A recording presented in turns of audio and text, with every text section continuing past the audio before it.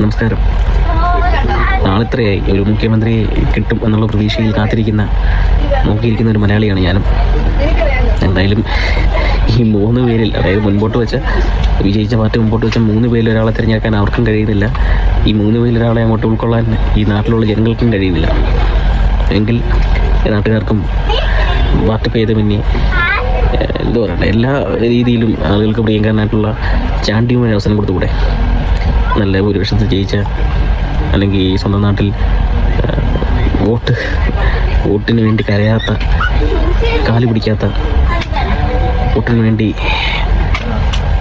എന്താ പറയുക, ഒരു വ്യത്യസ്തമായ രീതി സ്വീകരിച്ച ശ്രീ ചാണ്ടിയുമ്മൻ്റെ അവസരം കൊടുത്തു. പക്ഷേ എനിക്ക് തോന്നുന്നു ഏറ്റവും നല്ല ബെസ്റ്റ് സൊല്യൂഷൻ ആയിരിക്കും ചാണ്ടിയുമ്മൻ എന്ന് തോന്നുന്നുണ്ട്.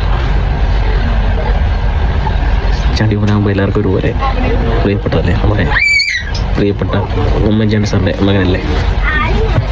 ഓക്കെ, എന്തായാലും ഇവരെക്കാളെല്ലാം ഭേദം ചാണ്ടിയുമ്മനാകുമെന്ന് എനിക്ക് ഉറപ്പാണ്.